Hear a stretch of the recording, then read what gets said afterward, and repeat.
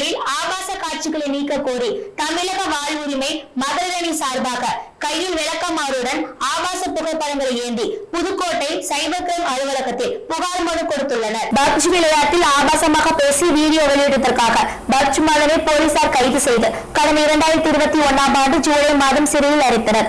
ஆனால் அதைவிட ஆபாசமாக பேசியும் உடை அணிந்தும் தொடர்ச்சியாக வீடியோ வெளியிடுபவர்களை ஏன் கைது செய்யவில்லை என கேட்டு புதுக்கோட்டை மாவட்ட சைபர் கிரைம் அலுவலகத்தில் தமிழக வாழ்வுரிமை கட்சியின் மாவட்ட மகளிரணி சார்பாக புகார் மனு கொடுக்கப்பட்டுள்ளது. புகார் மனுவோடு சைபர் கிரைம் அலுவலகத்தில் அமர்ந்து பேச இருப்பதாக தமிழக வாழ்வுரிமை கட்சியினர் கூறியுள்ளனர். அப்போது அவர்கள் கூறியதாவது, சமூக வலைதளங்களில் அதாவது யூடியூப் சேனல், பேஸ்புக், இன்ஸ்டாகிராம் வழியாக பலரும் தங்களுக்கு விருப்பப்பட்டதை ஆபாச வார்த்தையாகவும் கவர்ச்சியாக உடை அணிந்து வீடியோவாக்கி பதிவேற்றம் செய்து வருகின்றனர். அதே நேரம் ஆபாசமாகவும் அநாகரிகமாகவும் பேசி நடிக்கும் பலரும் அதை வீடியோவாக்கி யூடியூப் சேனலில் வெளியிட்டு தன் வியாபாரத்திற்காக ஒழுக்கக்கேடான அச்செயல்களை முதலீடாக்கி வருகின்றனர். குறிப்பாக குட்டிமா, காத்து கருப்பு, திருச்சி சாதனா, திருச்சி இலக்கியா, தமிழ்கேள் பிரியா, கத்திரீனா உள்ளிட்டோர் பதிவிடும் வீடியோக்கள் மிகவும் மோசமாக உள்ளன. தற்போது பள்ளி கல்லூரி மாணவ மாணவியர் ஆன்லைன் வாயிலாக படிக்கின்றனர். அதற்காக இணைய வசதியுடன் கூடிய மொபைல் போன் பயன்படுத்துகின்றனர். அத்துடன் யூடியூப் சேனல்களையும் மேற்படி உள்ள சமூக வலைதளங்களையும் பார்க்கின்றனர். அப்போது ஆபாச பேச்சு வீடியோக்களும் காட்சிக்கு வருகின்றன. அவற்றையும் பார்க்கும் எதிர்கால சமூகம் கெட்டு சீரழிந்து விடும். எனவே ஆபாச பேச்சு வீடியோக்களை யூடியூப் சேனலில் இருந்தும், பேஸ்புக், இன்ஸ்டாகிராம் சமூக வலைதளங்களில் இருந்தும் நீக்க வேண்டும். இனி அவர்கள் பதிவிட முடியாதபடி செய்ய வேண்டும். கூடவே இப்படி மோசமாக வீடியோ வெளியிடுபவர்கள் மீது போலீஸ் கடும் நடவடிக்கை எடுக்க வேண்டும். இந்த பிரச்சனை குறித்த புகாரை சைபர் கிரைம் அலுவலரிடம் கொடுக்கிறோம். 3 மாத காலத்திற்குள் நடவடிக்கை எடுக்க வேண்டும். தாங்கள் நடவடிக்கை எடுக்க தவறும் பட்சத்தில் 3 மாதங்களுக்கு பிறகு தமிழக வாழ்வுரிமை கட்சி அனைத்து மக்களையும் திரட்டி மிகப்பெரிய போராட்டம் நடத்தும் என்பதையும் இந்த புகார் மனுவின் வாயிலாக தெரிவித்துக் கொள்கிறோம்.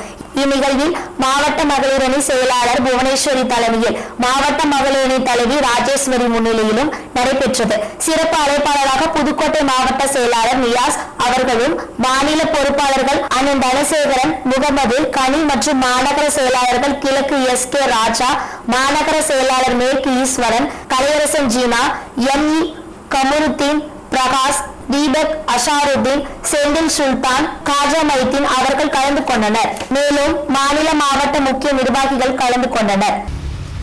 அதாவது செல்போனை பொறுத்தவரையே இப்போ பள்ளி முளைக்காத சிறுவர்கள் முதல் பள்ளி இல்லாத கிழவர்கள் வரை இப்போ அதிகமாக எல்லாமே இணையதளம் செல்போன் இல்லாமல் உலகமே இல்லைங்கிற நிலைமைக்கு கொண்டு வந்துட்டோம். இது மாதிரி பிள்ளைங்க படிக்கிற பிள்ளைங்க ஆன்லைன் கிளாஸுங்கிறது இப்போ கட்டாயமாகிடுச்சு. எல்லா பிள்ளைகளுமே புக்கை பார்த்து படிக்கிறது, செல்ஃபோனை பார்த்து தான் அதிகமாக படிக்குது. இந்த செல்ஃபோனில் பார்த்தீங்கன்னா எந்த ஒரு யூடியூப்பாக இருந்தாலும் சரி, இன்ஸ்டாகிராமாக இருந்தாலும் சரி, ஃபேஸ்புக்காக இருந்தாலும் சரி, எல்லா சமூக வலைதளங்களையும் எதை திறந்தாலுமே ஆபாச காட்சி தான் வருது. ஆபாச காட்சிகள் வருது. இன்னொன்று பார்த்தீங்கன்னா ஆபாச ரெட்டை வார்த்தைகள் இது ஃபுல்லாகவே வருது. இப்போ நாங்கள்லாம் குடும்பத்தில் கஷ்டப்பட்டு பிள்ளைகளை படிக்க வைக்கிறோம். படிக்க வச்சு பிள்ளையோட எதிர்காலத்தில் நாங்கள் கல்வி மூலமாக மேம்படுத்தணும் நாங்கள் நினைக்கிறோம். ஆனால் இந்த இணையதளம் பொறுத்தவரை இந்த இணையதளத்தில் விபச்சார வேலை பார்க்குறாங்க. எல்லா ஒரு குறிப்பாக திருச்சி சாதனா, காத்து கருப்பு, ஒரு 25 பேர் எழுதி கொடுத்துருக்கோம், மனுவில் எழுதி கொடுத்துருக்கோம். இவங்களாம் என்ன பார்த்தீங்கன்னா அவங்களோட வியாபாரம் இது கவர்ச்சியான தன்னோட உடம்பு வச்சு எங்கள் வீட்டு பெண்களே அந்த வீடியோலாம் பார்த்து கூச்சப்படுறாங்க. பெண்கள் ஒரு ஆபாசமாக அரையோட ஆடையை பார்த்து பெண்களே கூச்சப்படுறாங்க. இந்த நிலைமையை போக்கணும். இனிமேல் இந்த சேனல் யார் யார் ஆபாச காட்சியில் வியாபாரம் ஆக்குறாங்களோ அது எல்லாத்தையும் முற்றிலும் தடை செய்யணும். அவங்க எல்லாத்தையும் கைது செய்யணும்னு சொல்லி இன்றைக்கி புதுக்கோட்டை சைபர் கிரைம் அலுவலகத்தில் மனு கொடுக்க வந்திருக்கோம். 3 மாதத்துக்குள்ளே நடவடிக்கை எடுக்கவில்லை என்றால் புதுக்கோட்டையில் அனைத்து மக்களையும் திரட்டி மாவட்ட ஆட்சியர் வாசலில் உண்ணாவிரத போராட்டம் அறிவிப்போம்.